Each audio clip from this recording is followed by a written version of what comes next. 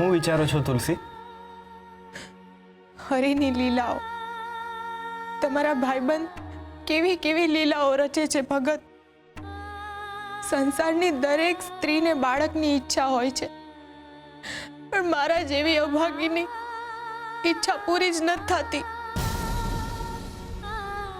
અને ગંગાને વણ માંગી મુસીબતની જેમ માતૃત્વ મળ્યું છે.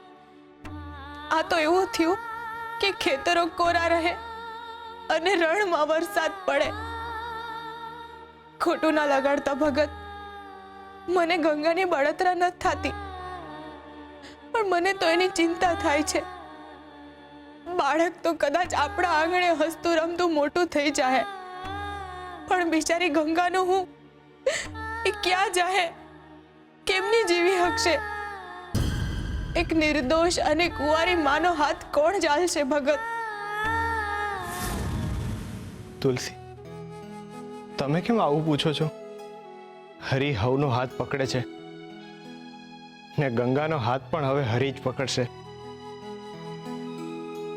તુલસી, આ દુનિયામાં દરેક બાળક પોતાની સાથે ભાગ્ય લઈને આવે છે. હરી કરે, ગંગાનું બાળક પણ એનું ભાગ્ય લઈને આવશે. હરી હવનું હારું કરે છે.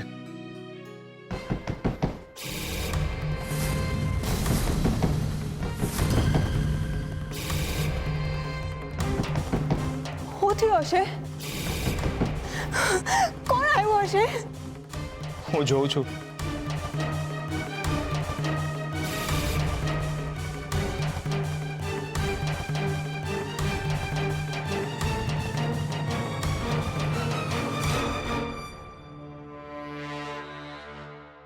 શું થયું ભગત? કોણ છે? બાપા, બાપા, મારા મારા બાપા આયા છે. આયા હું મારા બાપાને ગોતી રહી છું. આયા છે, આયા છે. મને મારા બાપા પાસે જવું છે. માસી, માસી, મારા મારા બાપા આયા છે. આયા મને મારા બાપા પાસે જવું છે. બોલો ને માસી. મીઠી ભાભી, તમે હું હાલ કર્યા છે તમારા? મીઠી ભાભી ના, મીઠી ભાભી નહીં. મીઠી મીઠી મારી નાનું નામ છે. મારું નામ નામ આમલી છે.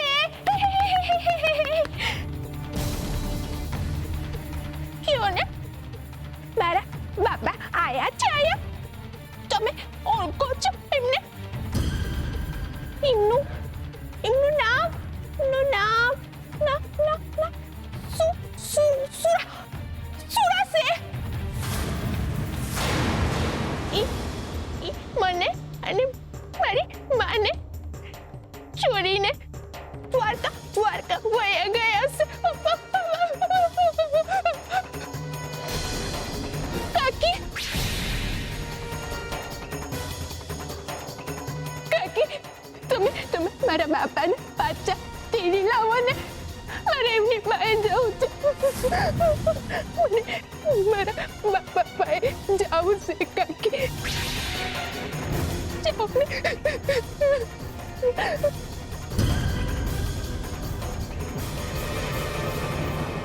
શું વાત કરો છો? મીઠી ગાંડી થઈ ગઈ છે? હાવ ભમી ગયું છે એનું.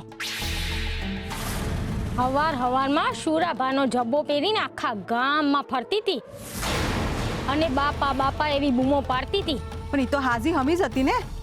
અચાનક આવું કેમનું થયું? જેવું રોપીએ એવું ઉગે બેન. સુરાભાને ખબર પડી કે મીઠી પેટથી નત તો એને મેલીને વયા ગયા. હું મીઠી પેટથી નત? ના નત એટલે તો ઘર મેલીને દ્વારકા વયા ગયા અને એની હારે હારે મીઠીની સાને ગઈ. પેલું કહેવાય છે ને, કર્યા કરમ અહીંયા જ ભોગવવાના છે. ઈ જ ભોગવી રહી છે. એ તો ભોગવે જ છે, પણ એની હારે હારે ગોરાને તુલસીને ભોગવવું પડશે ને. બિચારા બે ઉપર હું વીતી રહી હશે કોને ખબર. હાલો.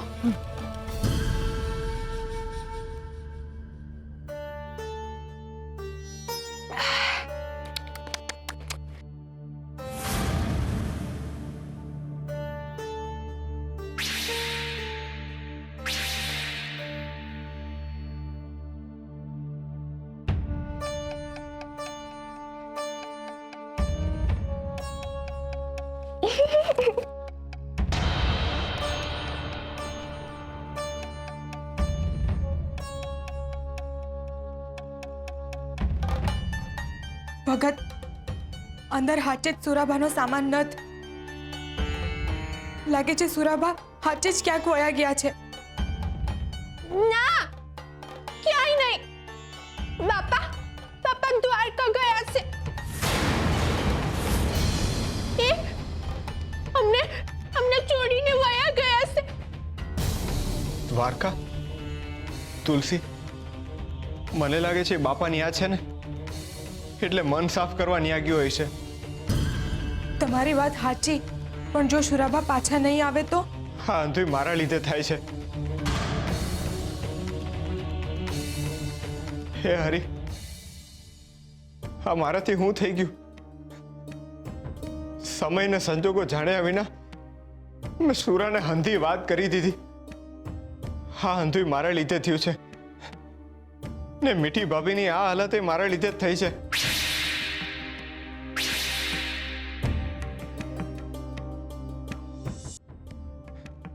ના, મારે કંઈક કરવું પડશે. તુલસી, હું સુરાને પાછો લઈ આવીશ, એટલે હું દ્વારકા જાઉં છું.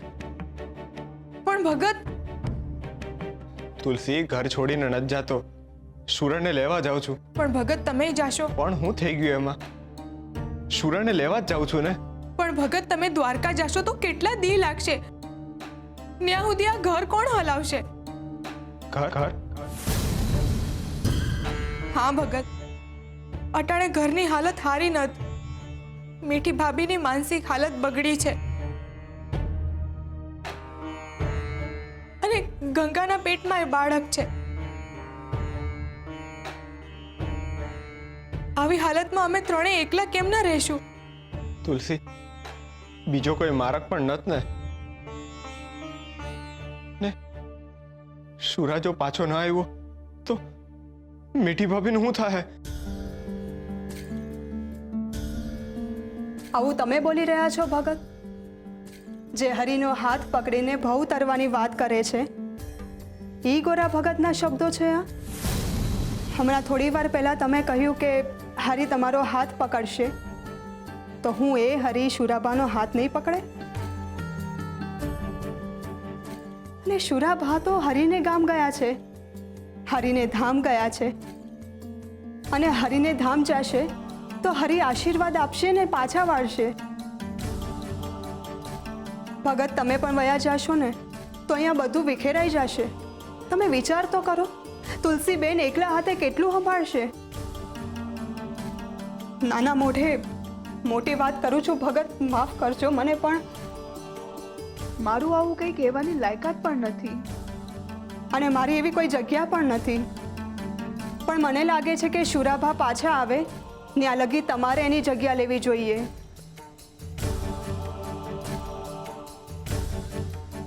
ને આ ચાકડો તમારે સંભાળવો જોઈએ. ઘર અને કામ બધું જ સચવાઈ જશે. તમારે એની વાહે ન જવું જોઈએ, કારણ કે તમે ભગત છો. તમે ભગત છો, ભાગેડું નહીં, ભાગેડું નહીં.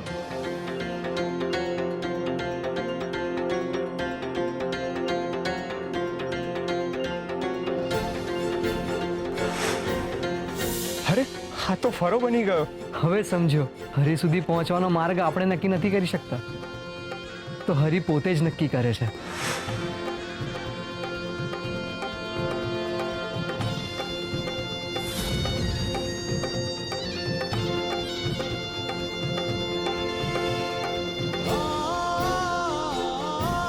ભગત, ક્યાં જાઓ છો ભગત? આટલા દૂર નહીં જાઓ, ઊભા રહ્યો ભગત.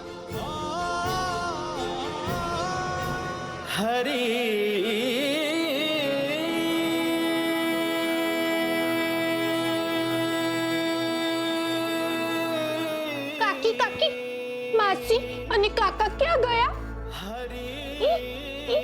બાપાને લેવા ગયા? હે હરી, આજથી હંધી જવાબદારી તારા ખભે રાખું છું. શુરાને હાચવી લેજે ને એને જલ્દીથી પાછો મોકલજે.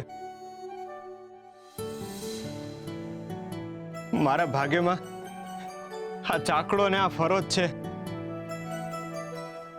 આજથી તારું નામ ને આ ચાકડાનું કામ બે હારે હારે હાલશે જ. ને મારા પરિવારના ભરણ પોષણની જવાબદારી હું નિભાવીશ. તમને વચન આપું છું.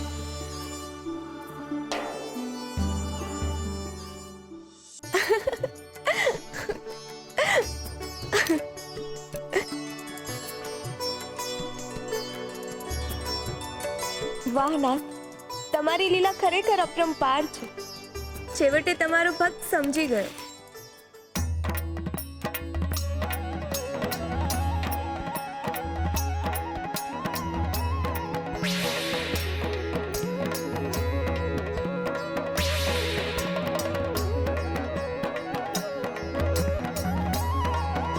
માસી માસી જોયું, કાકા કાકીની કેવી વાત માની કે? અને અને તમે કેટલું કીધું તોય તમારી વાત ન માન્યા.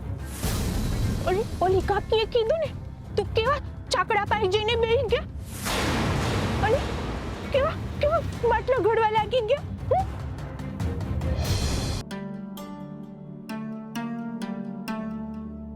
પ્રજાજનો, તમે જ કહો કે આ છોકરીના પેટમાં જે બાળક ઉછરી રહ્યું છે એ કોનું હોઈ શકે? કોણ હોઈ શકે એ બાળકનો પિતા? હું કે પછી? હા અમને તો એ ઘોડા જ લાગે છે.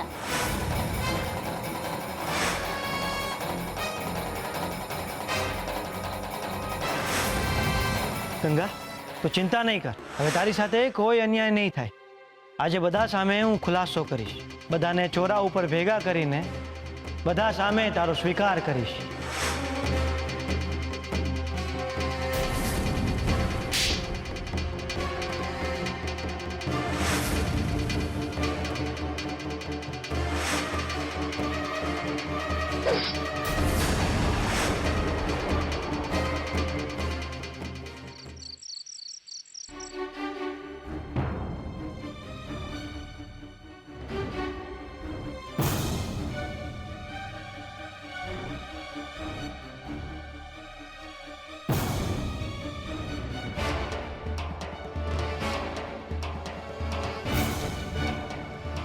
તુલસી, ઉઠો તુલસી. લાગે છે બહુ ઊંઘમાં છે.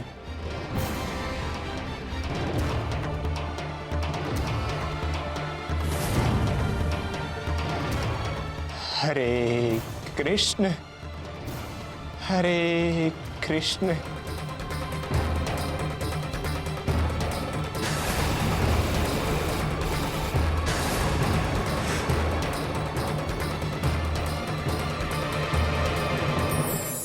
ઉપવાસ. ઉપવાસ એટલે શું? શું અન્ન જળનો ત્યાગ કરવો એટલે ઉપવાસ? ના, તમારા જીવનમાં સાત્વિકતાનો સમાવેશ થાય, તમારા મનમાં આધ્યાત્મિકતાનો સમાવેશ થાય, એ ઉપવાસ. ઉપવાસ એટલે આમ તો શરીરની સફાઈ છે. શરીર અને મન માટે જેટલું જરૂરી ભોજન છે એટલો જ જરૂરી ઉપવાસ છે. તો ઉપવાસ એક એવી પ્રક્રિયા છે જે મનુષ્યના મનને વધારે એકાગ્ર બનાવે છે અને એકાગ્ર મન મનુષ્યના મનને ઈશ્વરની વધારે સમીપ લઈ જાય છે. એટલે જે સમયે તમારા હૃદયમાં ઉપરવાળાનો વાસ થાય છે એ સમયે સમજી લેવું કે દરેક ક્ષણ તમારાથી માનસિક ઉપવાસ થાય છે. સાત્વિક ભોજન અને શુદ્ધ ભક્તિને જીવનમાં સ્થાન આપવું એ પણ એક ઉત્તમ ઉપવાસ છે.